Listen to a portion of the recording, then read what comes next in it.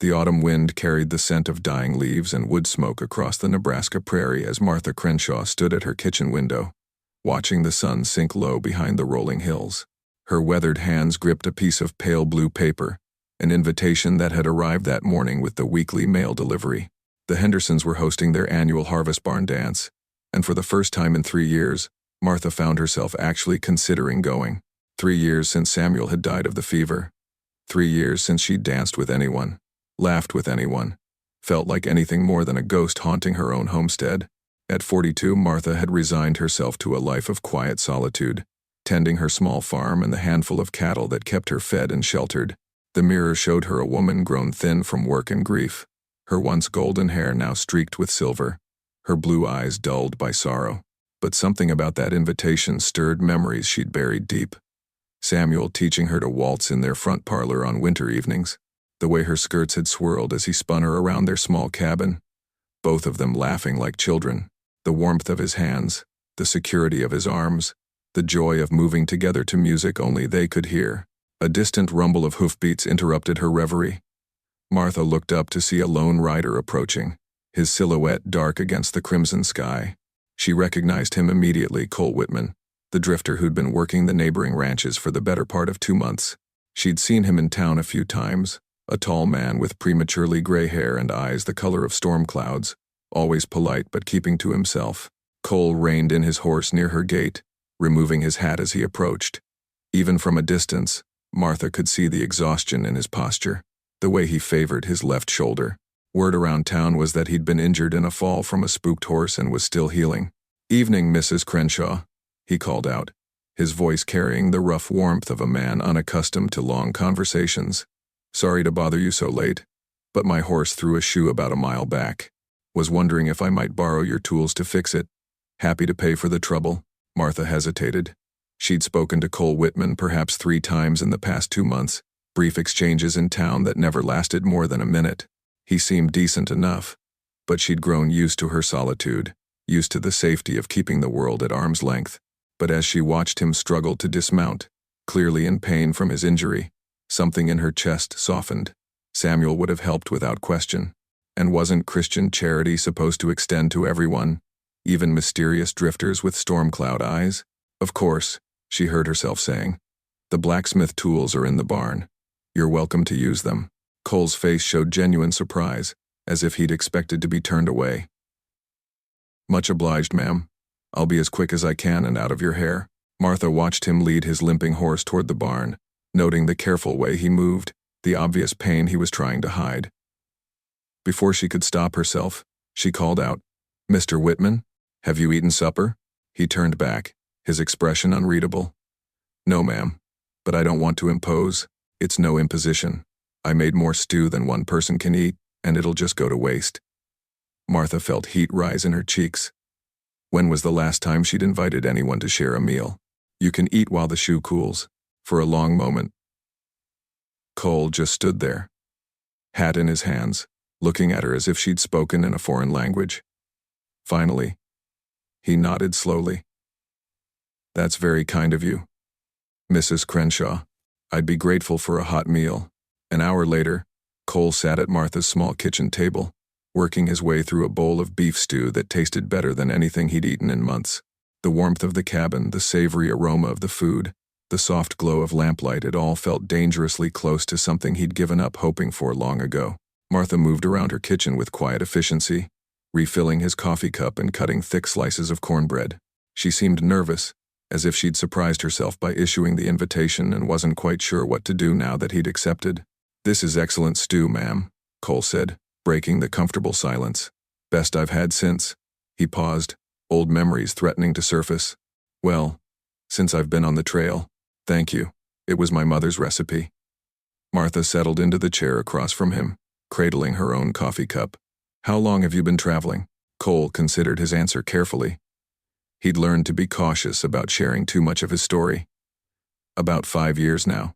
Ever since." Again he stopped, unwilling to open that particular door. Martha seemed to sense his reluctance and didn't press. Instead, she gestured toward his shoulder. "That fall from the horse, is it healing properly?" "Dr. Henderson in town is very skilled if you need."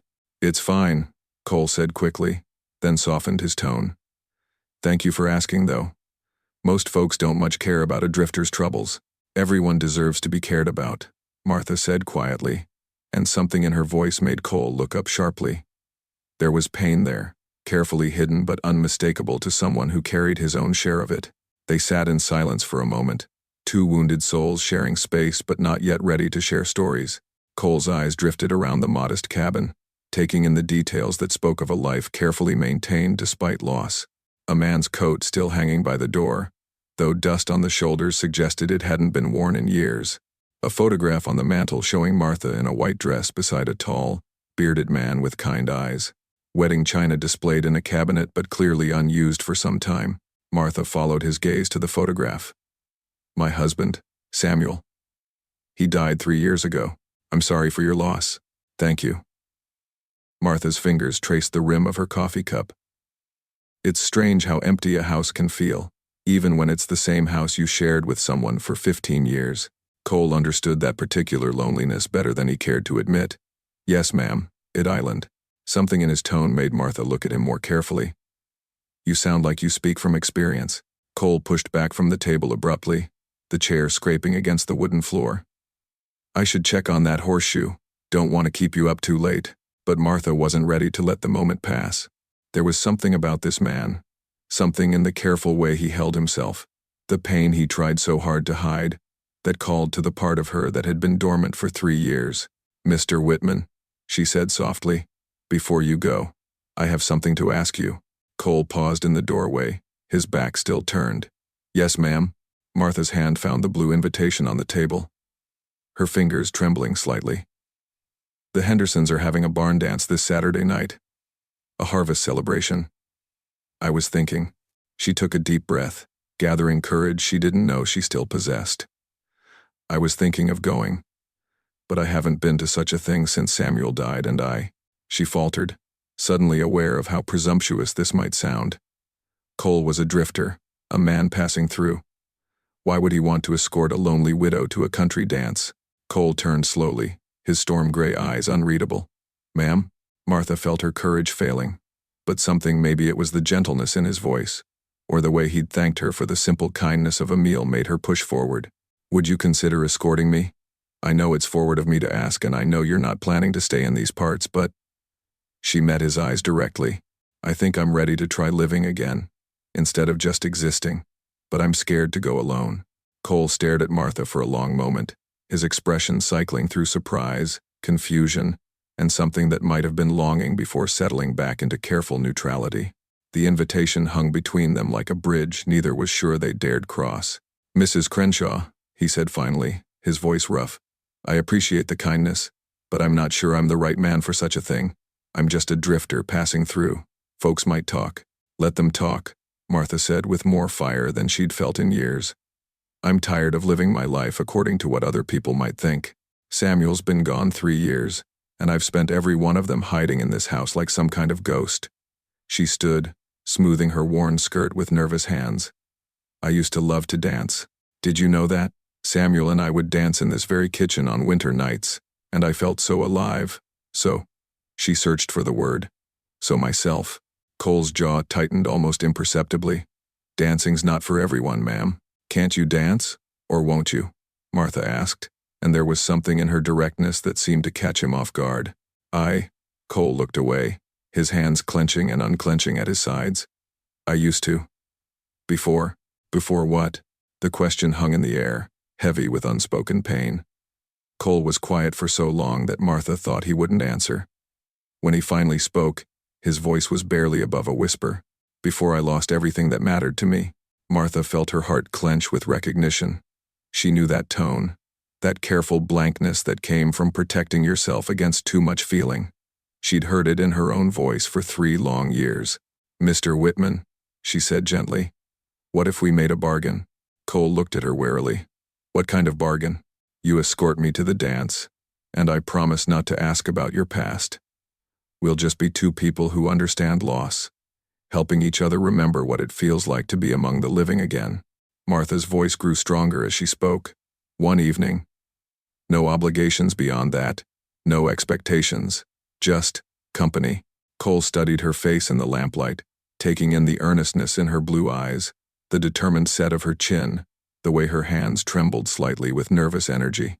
When was the last time someone had asked him for something that wasn't work, wasn't payment, wasn't a transaction? When was the last time someone had looked at him and seen more than just a hired hand or a stranger passing through? "I don't have proper clothes for such a thing," he said, and Martha's heart leaped because it wasn't quite a no. "Samuel's Sunday suit is still in the wardrobe. You're about his size."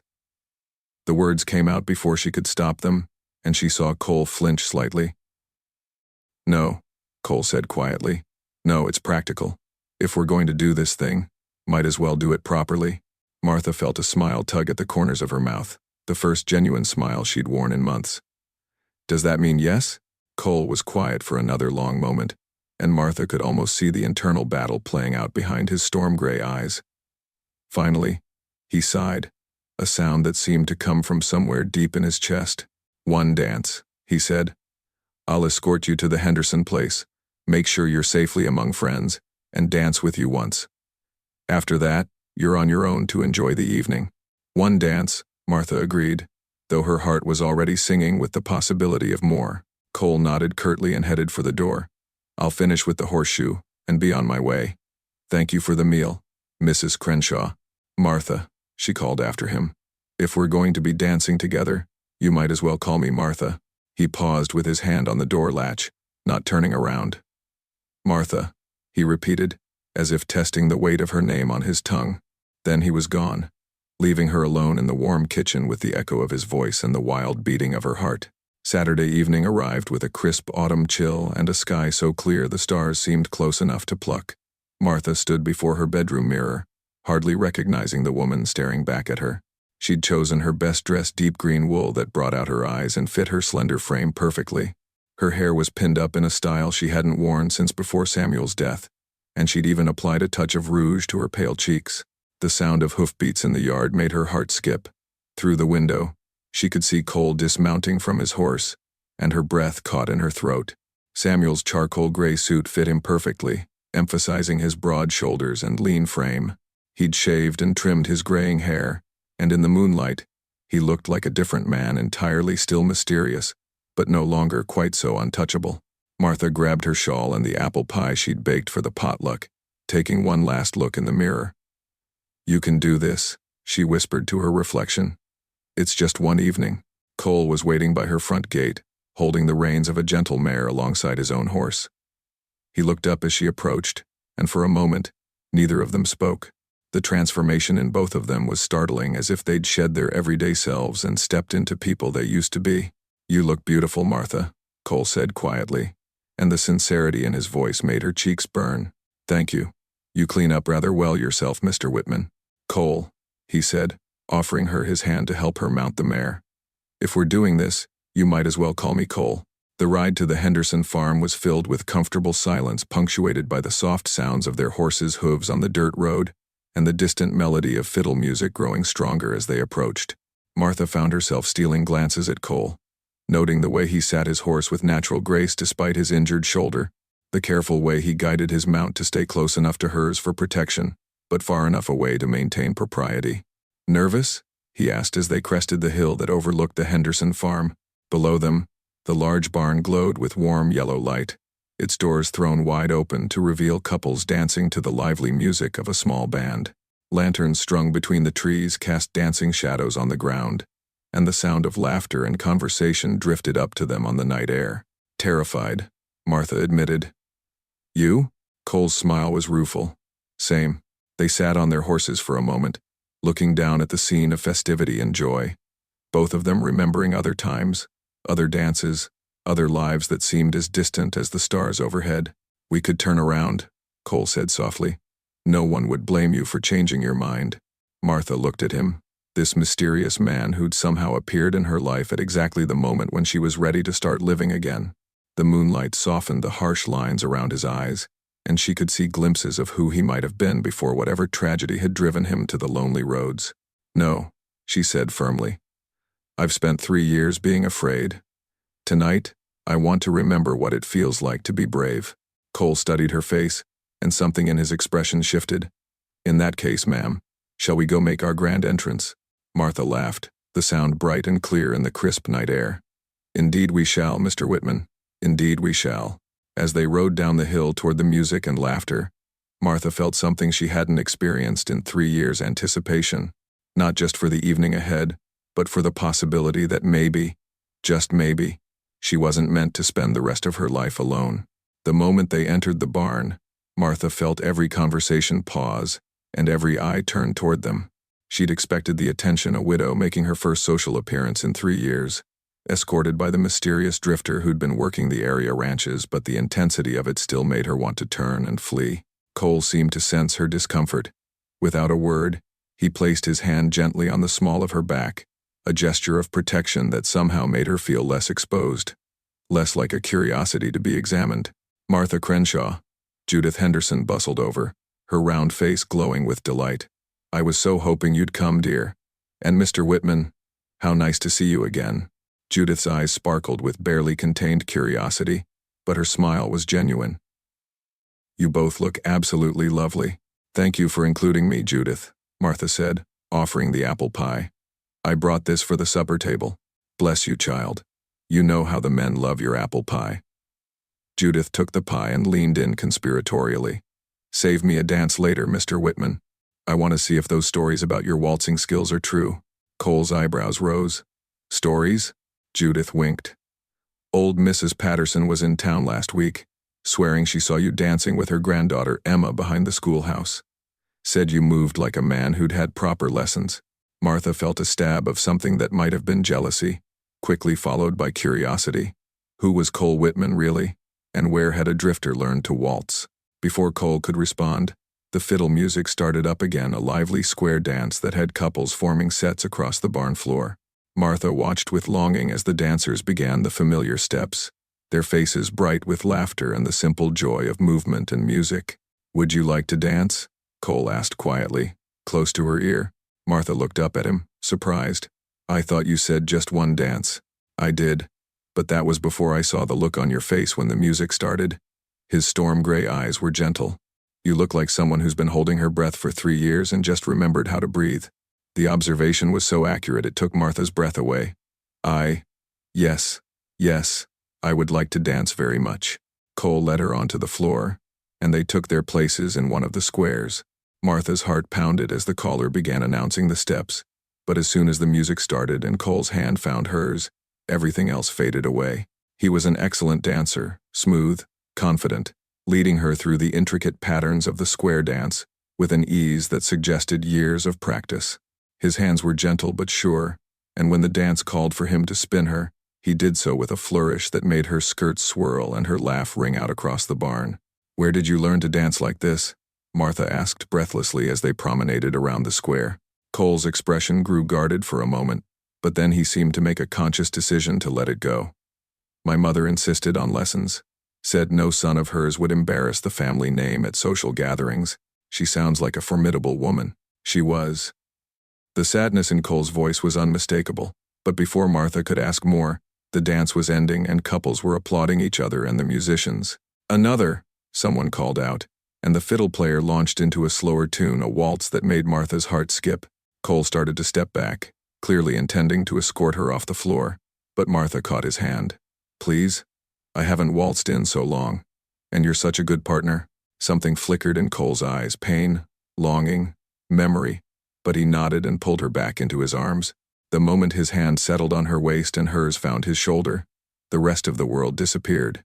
They moved together as if they'd been dancing for years, Cole leading with subtle pressure and gentle guidance while Martha followed instinctively, her body remembering rhythms she'd thought were lost forever.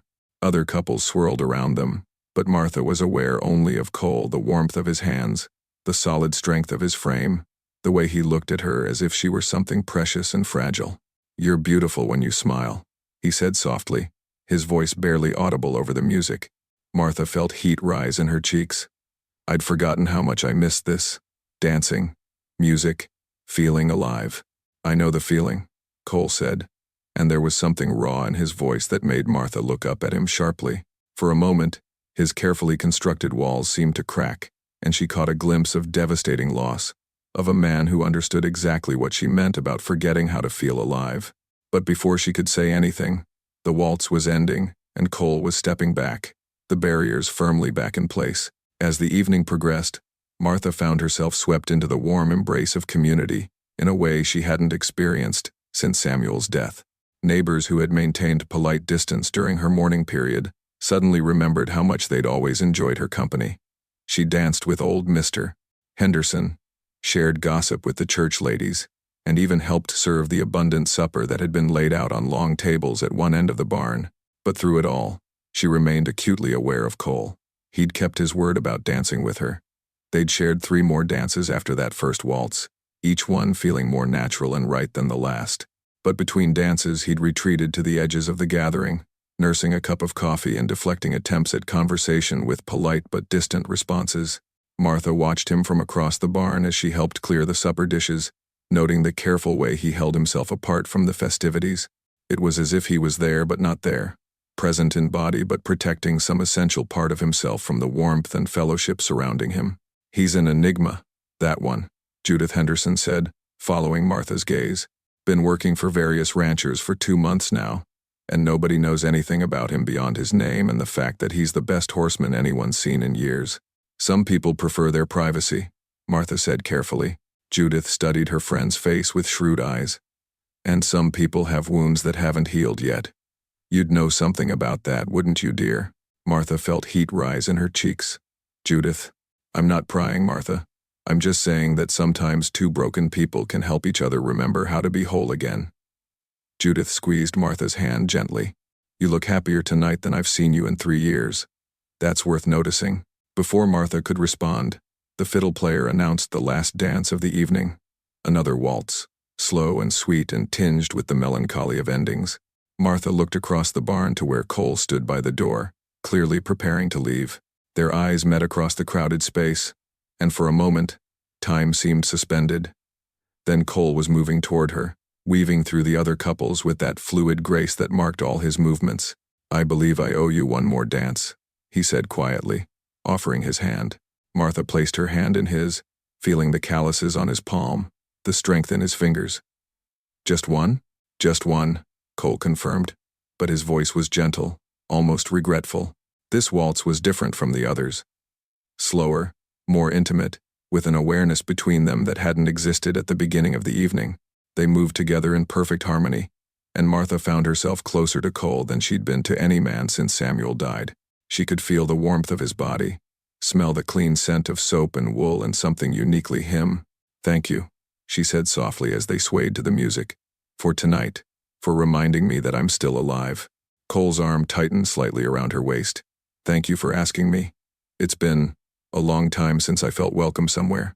"You're welcome at my table anytime," Martha said, the words coming out before she could stop them. "I meant what I said about not asking about your past.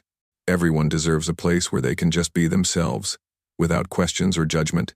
Cole's steps faltered slightly, and when Martha looked up at him, she saw something raw and vulnerable in his storm-gray eyes. "Martha, I know you're planning to move on," she said quickly. "I'm not asking for promises or declarations. I'm just saying that if you ever need a home-cooked meal and friendly company, my door is open."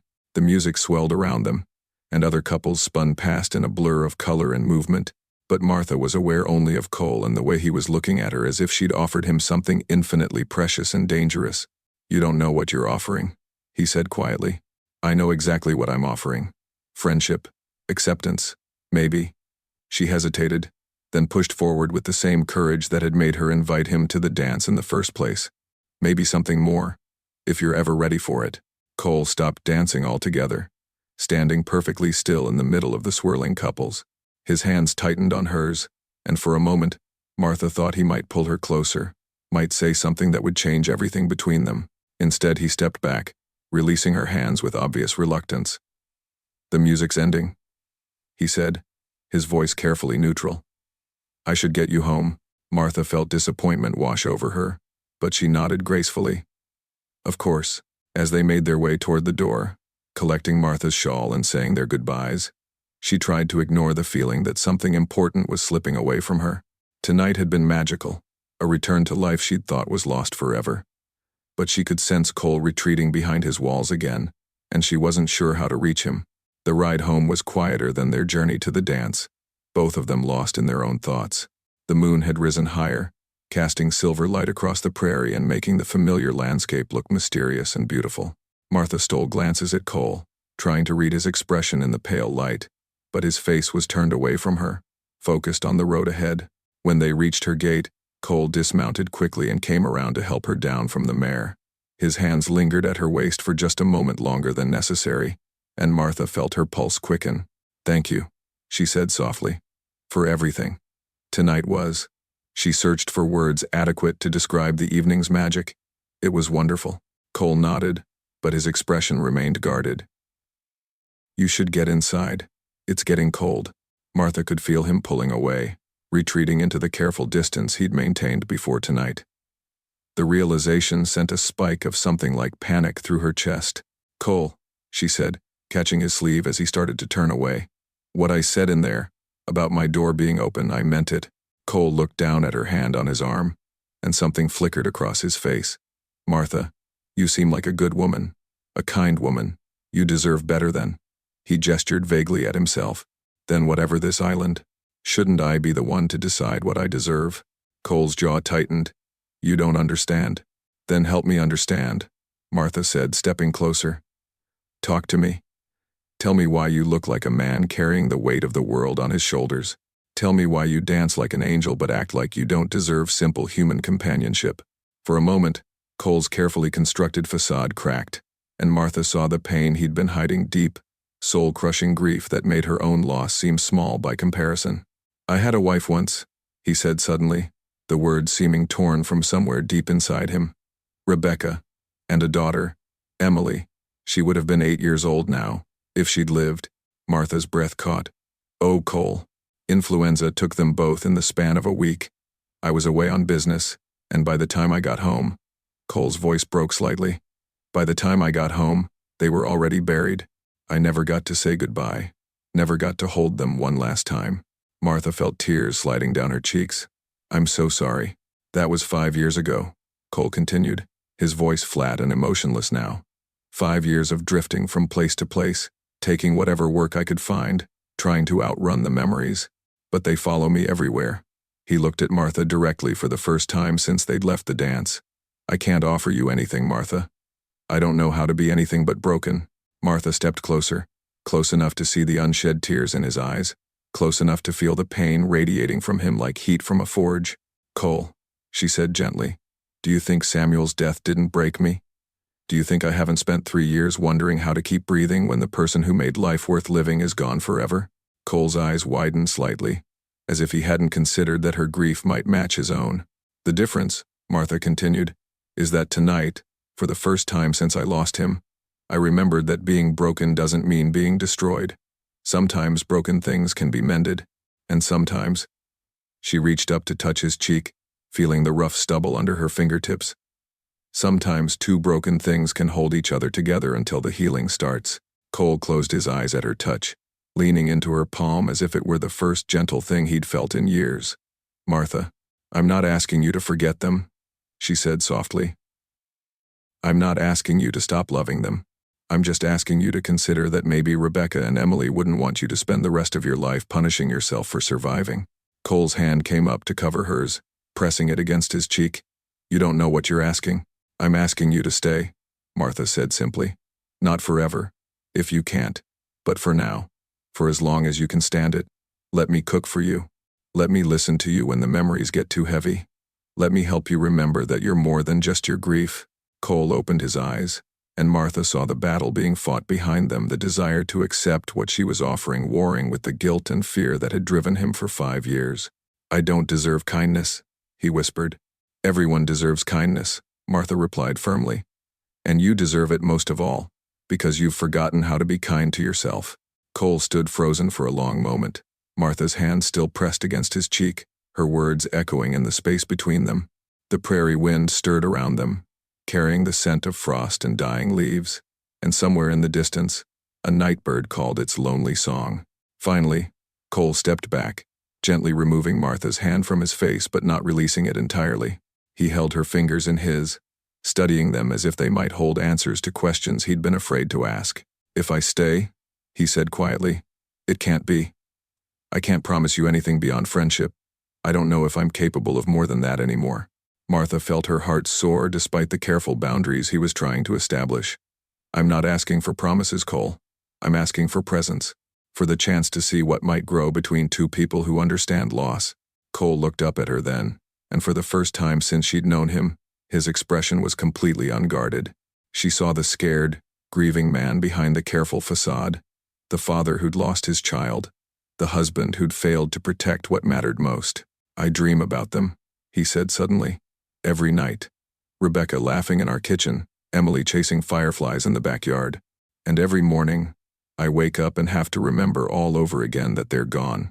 I dream about Samuel too, Martha said softly. Sometimes I wake up expecting to find him beside me, and the emptiness island. She swallowed hard. It's like losing him all over again. Every single day. They stood in the moonlight, two wounded souls finally acknowledging the depth of their shared pain. The silence stretched between them, but it wasn't uncomfortable. It was the silence of understanding, of recognition, of two people who had found something they'd thought was lost forever.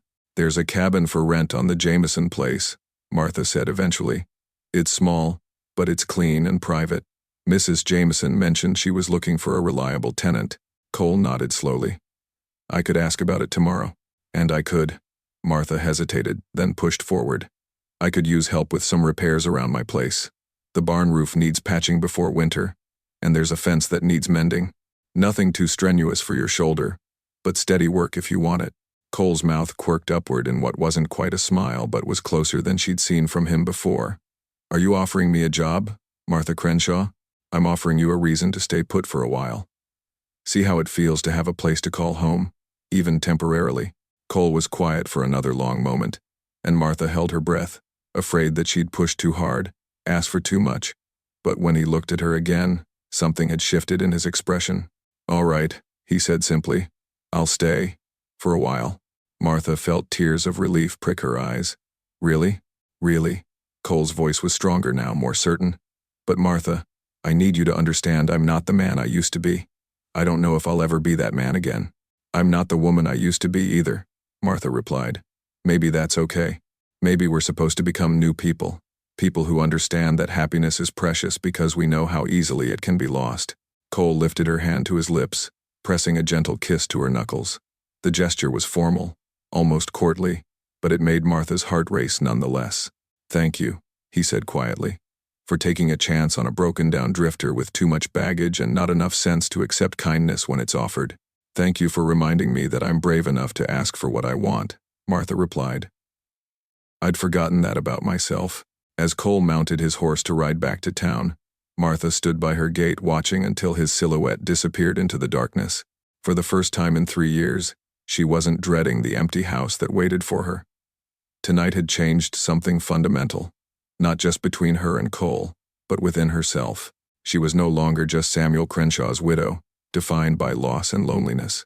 She was Martha, a woman who could still laugh, still dance, still hope for tomorrow. 3 weeks later, Martha stood in her kitchen, humming as she prepared Sunday dinner for two. Through the window, she could see Cole working on the barn roof, his movements careful but confident as he replaced the weathered shingles. True to his word, he'd rented the cabin on the Jameson place and had been helping with repairs around her property almost daily. The arrangement had settled into a comfortable rhythm. Cole would arrive after breakfast, work until the afternoon heat became too much for his healing shoulder, then join Martha on the porch for coffee and conversation. He was a man of few words, but gradually, piece by piece, he'd begun sharing fragments of his past stories about Rebecca's terrible cooking, Emily's fascination with butterflies, the farm they'd built together in Missouri. In return, Martha found herself talking about dreams she'd buried with Samuel, her desire to travel, to see the ocean, to maybe teach school someday. Cole listened without judgment, asking thoughtful questions that made her feel heard in a way she'd almost forgotten was possible. The sound of footsteps on the porch interrupted her reverie. Martha looked up to see Cole standing in the doorway, hat in hand, his hair damp with sweat from his morning's work. "Smells wonderful in here," he said, his voice carrying a warmth that had been absent when they first met. "Roast chicken with all the fixings," Martha replied, smoothing her apron. "I thought we deserved a proper Sunday meal." Cole washed up at the basin, then took his usual seat at the kitchen table. Over the weeks, he'd grown comfortable in Martha's space, no longer sitting stiffly on the edge of his chair but relaxing into the domestic routine they'd created. "Martha," he said as she served the meal, "I need to tell you something." Something in his tone made Martha look up sharply. Cole's expression was serious, almost troubled, and her heart clenched with sudden fear. "What is it?" "I received a letter yesterday, from my brother-in-law back in Missouri." Cole's hands were folded carefully on the table, his knuckles white with tension. "He's been managing what's left of my property since everything happened. There are some legal matters that need my attention." Martha felt the bottom drop out of her stomach. "You're leaving?" "I have to go back," Cole said quietly, "at least for a while. There are debts to settle, papers to sign. The farm needs to be sold. I should have done it years ago, but I couldn't face it." Martha nodded, trying to keep her expression neutral even as her heart shattered. She'd known this day would come. Cole had never promised permanence, had been careful to maintain boundaries even as their friendship deepened. But somehow, in the quiet contentment of the past few weeks, she'd allowed herself to hope. "When?" she asked, proud of how steady her voice sounded. "Next week. The stage leaves Tuesday morning." Martha continued serving the meal with mechanical precision, focusing on the simple tasks to keep from falling apart. She'd survived losing Samuel. She could survive losing Cole too, even if it felt like she was being asked to learn how to breathe underwater. "How long will you be gone?" she asked, setting his plate before him. Cole was quiet for a long moment. "I don't know. Could be a few weeks, could be longer. It depends on how complicated the legal situation island." Martha took her own seat, though she had no appetite for the meal she'd prepared with such care. "Of course, I understand, Martha." Cole reached across the table, covering her hand with his. "This doesn't have to be goodbye forever, doesn't it?" Martha met his eyes directly. "Cole, we both know what happens when people go back to face their past. Sometimes they find the strength to move forward, and sometimes," she shrugged, trying to appear casual, "sometimes they find they belong there after all." Cole's grip on her hand tightened. "It's not like that, isn't it? You're going back to the place where you were happy, where Rebecca and Emily are buried, where all your memories live." Martha's voice grew softer. "I won't blame you if you decide to stay. That was your real life. This has just been an interlude." "An interlude?" Cole's voice carried a note of incredulity. "Martha, these past 3 weeks have been the first time in 5 years that I've felt like a human being instead of a ghost. You think I'd give that up?" Martha wanted to believe him, but she'd learned not to count on happiness lasting. "People change their minds, Cole, especially when they're confronted with the past they've been running from." Cole released her hand and sat back in his chair, studying her face. "You don't trust this? Us? You don't trust that I'll come back?" It wasn't a question, and Martha didn't treat it like one. "I don't trust that you'll want to come back, and that's not your fault, it's mine. I've gotten too comfortable, too hopeful. I forgot that you never promised me anything beyond friendship. What if I want to promise you more than that now?" The question hung between them like a prayer, fragile and full of possibility. Martha's heart leaped, but her mind remained cautious, protective. "Don't," she said quietly. "Don't make promises when you're about to leave, when you're emotional about going back to face your grief. Wait until you've settled your affairs, until you've stood at their graves and made peace with your past."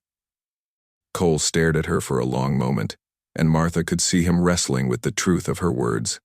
Finally, he nodded slowly. "You're right," he said. "I need to face this properly, once and for all. But Martha," he leaned forward, his storm-gray eyes intense, "I need you to know that whatever I find back there, whatever I have to confront, you've already given me something I thought was lost forever." "What's that?" "Hope," Cole said simply. "The possibility that a man can love more than once in a lifetime.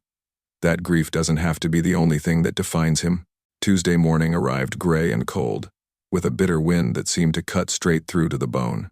Martha stood on the platform at the stage depot, her hands clasped tightly in front of her, watching as Cole loaded his single bag into the coach. He'd worn his traveling clothes, the worn leather and faded denim that marked him as a man of the road, but he'd kept Samuel's Sunday suit, folded carefully in his saddlebags. "Take care of yourself," Martha said as Cole approached for their goodbye. "Write if you can. Let me know you arrived safely." "I will." Cole's voice was rough with emotion. And Martha, thank you. For everything. For giving me a place to heal. For reminding me that I'm more than just my grief. Martha nodded, not trusting herself to speak. Cole stepped closer, and for a moment she thought he might kiss her. Instead, he pulled something from his pocket, a small wooden carving of a horse and rider, intricate and beautiful. I made this for you, he said, pressing it into her hands. So you'll remember that sometimes the most broken people can still create something beautiful. Martha's vision blurred with tears as she examined the carving. It was exquisite, every detail lovingly crafted, from the horse's flowing mane to the rider's determined expression. Cole, it's beautiful, but I can't. Keep it, he said firmly. It belongs with someone who understands that broken doesn't mean worthless. The stage driver called for passengers to board, and Cole stepped back reluctantly. I'll be back, Martha. I don't know when, but I will be back. Martha nodded, clutching the carving to her chest. I'll be here. As the stage pulled away, kicking up clouds of dust and disappearing around the bend, Martha stood alone on the platform, feeling the familiar weight of solitude settling around her shoulders. But this time, it was different. This time, she carried with her the memory of laughter and conversation, of gentle touches and shared understanding. 3 months passed. Martha threw herself into her work, taking on additional sewing projects and helping at the school when the regular teacher fell ill. She received 2 letters from Cole, brief notes assuring her of his safety and progress with his legal affairs, but revealing little about his emotional state or his plans for the future. Then, on a crisp December evening, as the first snow began to fall, Martha heard the sound of hoofbeats in her yard. She looked up from her mending to see a familiar silhouette dismounting from a familiar horse, and her heart stopped. Cole stood in her doorway, snow dusting his shoulders, his storm-gray eyes clear and peaceful in a way she'd never seen before. In his hands he held a small bouquet of winter roses, and his expression was that of a man who had finally made peace with his past. I kept my promise, he said simply. Martha set down her sewing with trembling hands. How are you? How was everything? Hard, Cole admitted, stepping inside and closing the door against the cold. Harder than I expected, but necessary. He approached slowly, as if afraid she might disappear. I sold the farm, visited their graves, had long conversations with Rebecca's family about forgiveness and moving forward, and Cole knelt beside her chair, taking her hands in his. And I realized that Rebecca would want me to be happy, that Emily would want her papa to find love again, that carrying guilt for surviving them was just another way of being dead. Martha felt tears sliding down her cheeks. Cole, I love you, Martha, he said quietly, the words falling between them like a benediction. I love your strength, your kindness, your beautiful laugh. I love the way you see the best in people, the way you made me remember that I was more than just my grief. He lifted one hand to cup her cheek. I love you, and I want to build a life with you, if you'll have me. Martha leaned into his touch, her heart so full she thought it might burst. Are you sure? Are you really sure? I've never been more sure of anything in my life, Cole replied. I went back to Missouri to say goodbye to the past, but my future is here. With you, if you want it. Martha's answer was to lean down and kiss him, pouring 3 months of longing and hope and love into the simple contact. When they broke apart, both of them were breathing hard, and Cole's eyes were bright with unshed tears. Is that a yes? He asked, his voice husky. That's a yes, Martha whispered. That's the biggest yes I've ever given anyone. Cole stood and pulled her into his arms, holding her close as the snow fell softly outside, and the fire crackled in the grate. Martha could feel his heart beating against her chest, strong and steady and alive, and she knew with absolute certainty that this was what happiness felt like, not the wild, desperate passion of youth, but the deep, abiding joy of 2 souls who had found their way home to each other. Martha, Cole said softly, would you dance with me? There was no music, no fiddle or piano, just the whisper of wind and the soft hiss of snow against the windows. But Martha nodded, and they began to move together in the small space of her kitchen, swaying to a rhythm only they could hear. As they danced, Martha thought about that night 3 months ago when she'd found the courage to ask a mysterious stranger to escort her to a barn dance. It had been the bravest thing she'd ever done, and it had led to this moment, to love found again, to hope restored, to the promise of a future bright with possibility. "What are you thinking about?" Cole asked, noting her smile. "I'm thinking about courage," Martha replied. "About how sometimes the scariest things are also the most worthwhile." Cole spun her gently, her skirts swirling around them both, and Martha laughed that beautiful laugh that had captured his heart and changed his life forever. Outside, the snow continued to fall, blanketing the prairie in pristine white, but inside, two hearts that had thought they were finished with love discovered they were just beginning. And in the warmth of that small kitchen, as they danced to music only they could hear, Martha and Cole wrote the first chapter of their new life together, a life built on understanding, founded on hope, and blessed with the kind of love that comes only to those brave enough to open their hearts again after they've been broken. The invitation to dance had awakened feelings they thought were buried forever. Now, in each other's arms, they had found not just love, but home.